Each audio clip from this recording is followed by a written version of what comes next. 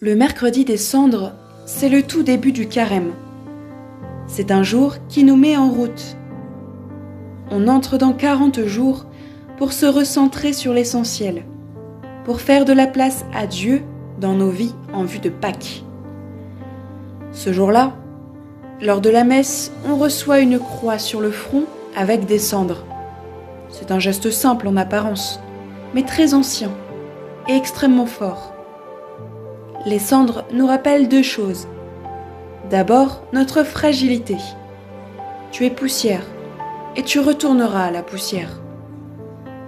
Non pas pour nous écraser, mais pour nous remettre dans la vérité de notre condition humaine. Et puis, elle nous rappelle l'appel de Jésus. Convertissez-vous et croyez à l'Évangile. Autrement dit, change de direction, réoriente ta vie, reviens vers ce qui est juste et ce qui te donne une véritable liberté du cœur. La symbolique des cendres se retrouve à plusieurs reprises dans la Bible.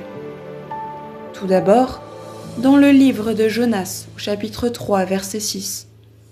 On y lit « Le roi de Ninive se leva de son trône, ôta son manteau, se couvrit d'un sac et s'assit sur la cendre. » Un peu plus haut, au verset 5, les gens de Ninive crurent en Dieu. Ils proclamèrent un jeûne et se revêtirent de sacs, du plus grand au plus petit. Ici, la cendre est le signe d'un peuple qui reconnaît qu'il doit changer de route.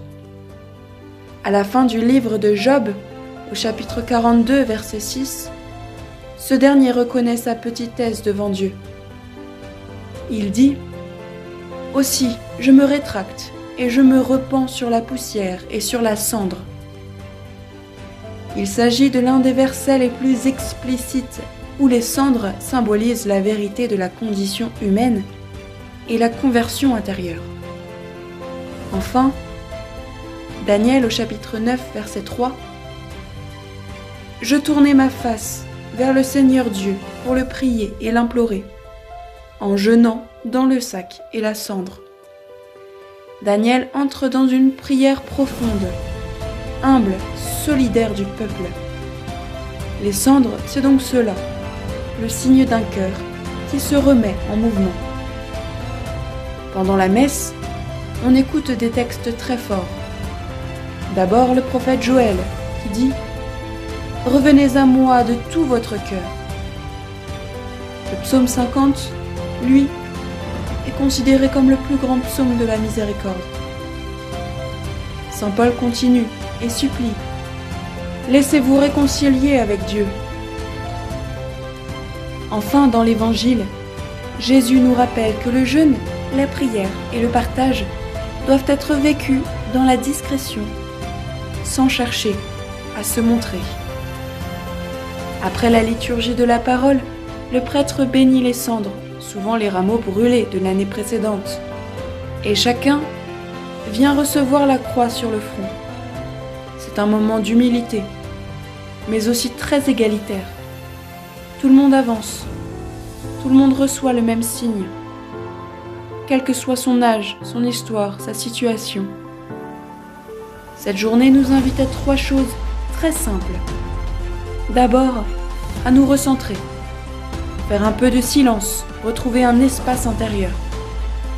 Ensuite, à nous convertir, pas à culpabiliser, mais à choisir une direction qui soit plus juste, plus vraie.